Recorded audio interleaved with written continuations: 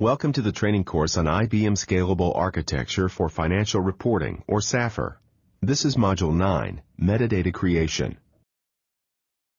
This module provides you with an overview of logical records and files, physical files, and methods for creating and then associating logical records, logical files, and physical files. Upon completion of this module, you should be able to create physical file definitions, create logical file definitions, associate physical files with logical files, create logical record definitions, and associate logical files with logical records. This module describes creation of logical records, logical files, and physical files. Simple SAFR processes typically include the use of the following: a logical record to describe the input record, a logical file to describe a group of input files, and a physical file to describe an input file. Specifying a logical file and a physical file for output is optional. Recall from an earlier lesson that a physical file definition describes a data source. Examples include customer files and order files. A logical file definition describes a collection of one or more physical files. A logical record definition, or LR, describes a record layout. In COBOL programs, record layouts are often found in copybooks.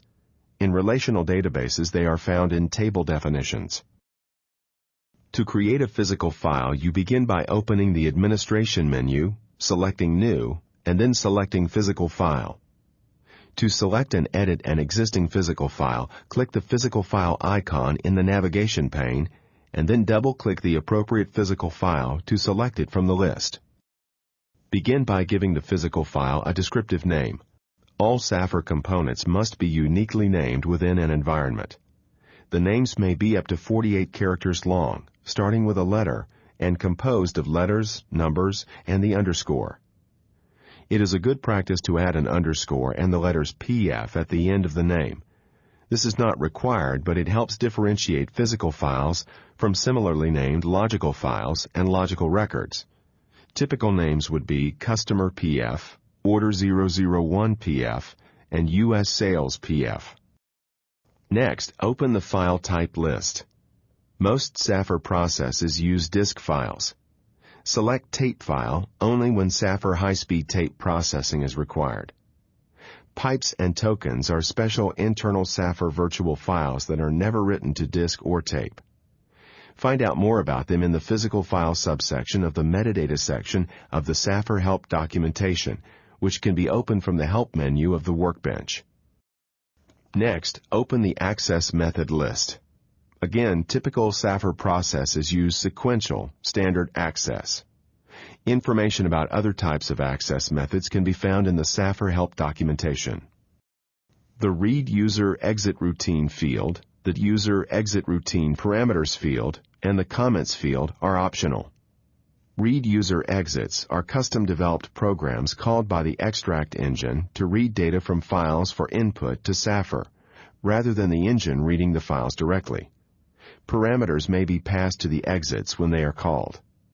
If source data resides in an IBM DB2 database, the DB2 via SQL access method or the DB2 via vSAM access method is chosen. This SQL section of the Physical File tab allows you to define the DB2 connection. Details about how to set up a DB2 connection can be found in the SAFR Help. The Dataset tab allows for specification of the input and output parameters for physical files. For input datasets, SAFR processes typically use the input DD name. This 8-character name should match what is placed in the JCL for the extract phase step of the performance engine. The dataset name, or DSN, read disposition, or read DISP, and record length parameters are optional. If the actual fully qualified dataset name is provided and the input DD name is not found in the JCL, the extract engine attempts to dynamically allocate this file. If no disposition is specified here, it defaults to share. The Output DD Name field enables you to specify the DD name that will receive output from a view. The other output dataset parameters, which correspond to typical JCL file parameters, may be used for dynamic file allocation. Depending upon your operating system configuration, the performance engine may not be able to dynamically allocate output files. When the physical file is saved, it is assigned a unique Sapphire ID. The timestamps show when the file was created and when it was last updated. Physical files are contained within one or more logical files. A list of the associated logical files is presented on this screen for reference. The association of a physical file with a logical file can be done on the logical file screen, which will be shown later. Depending on how Workbench security is set up, the Workbench menu bar displays either the Administration menu for system administrators or the Components menu for non-administrators. To create a logical file, you begin by opening the Administration or Components menu, selecting New, and then selecting Logical File. To select and edit an existing logical file, click the logical file icon in the navigation pane and then double-click the appropriate logical file to select it from the list. Remember that a physical file definition must have a unique name. A logical file definition must also have a unique name. The name may be up to 48 characters long, starting with a letter, and composed of letters, numbers, and the underscore. It is a good practice to add an underscore and the letters LF at the end of the name. This is not required, but it helps differentiate logical files from similarly named physical files and logical records. Typical names are Customer LF, Order LF, and Sales LF. You can use the comments field to describe this logical file and its purpose. Logical files are associated with one or more physical files. To make the association, click Add and select the physical file to be associated. After you click OK, the physical file is displayed in the Associated Physical Files area. If we return now to the physical file screen that we were discussing a few slides ago, we can see that the association is also shown here. In this case, Customer LF is displayed as a logical file associated with the Customer PF physical file. After you save the logical file for the first time, an ID is assigned and the timestamps are updated. The records in logical files can be described by many logical records. A list of the associated logic records is presented on this screen for reference. You can associate a logical file with an LR on the logical record screen. You must first define an LR before you make the association. To create a logical record, open the Administration or Components menu, New, and then select Logical Record. To edit an existing logical record, select Logical Record in the navigation pane and then select the existing LR from the LR list. Logical records must be given a name. As with PF names and LF names, an LR name may be up to 48 characters long, starting with a letter and composed of letters, numbers, and the underscore.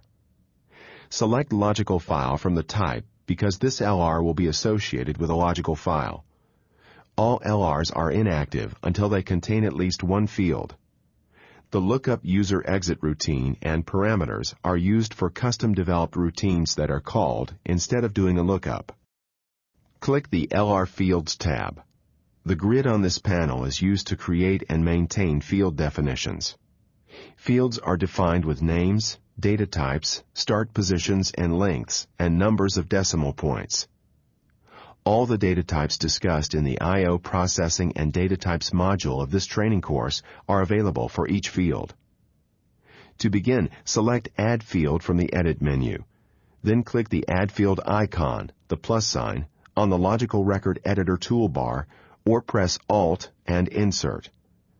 This enables you to fill in values to complete the field definition. As with LR names, a field name may be up to 48 characters long, starting with a letter, and composed of letters, numbers, and the underscore. When you save the logical record, the system automatically assigns a field ID for each field definition. For a logical record to be the target of a join, you must define the structure of the primary key. The primary key can be composed of one or more fields. Click in the primary key cell for the first field in the key, and select 1. Select 2 for the second field in the primary key, and continue in this way until all key fields are defined. The total length of all key fields in the LR is shown in the Total Key Length field. Typically, as fields are added, the start position of the new field begins at the end position of the last added field. However, you can set field positions to overlap using the Redefines checkbox. This checkbox allows modification of the fixed position field. Use the number in the total length field to ensure that the length of the LR is correct when adding redefined fields. In this example, the customer date of birth, year, and month field starts at the same position as the full customer date of birth field. Scrolling right on the grid reveals additional field attributes that can be assigned. The date-time format field designates how the date is stored in fields, if applicable. A check mark in the Sign checkbox indicates that the field contains valid sign data. If this field is used as a column in a view, the headings entered here, 1, 2, and 3, are used as the headings for the column in that view. After you enter the field definitions, you click the Associated Logical Files tab. On this tab, you define which logical records contain records in the layout of the LR. Click Add, and then select the logical files to be associated. After you click OK, the list is updated with the associated logical file. This module presented you with an overview of logical records and files, physical files, and methods for creating and then associating logical records, logical files, and physical files. Now that you have completed this module, you should be able to create physical file definitions, create logical file definitions, associate physical files with logical files, create logical record definitions, and associate logical files with logical records. Additional information about SAFR is available at the web addresses shown here.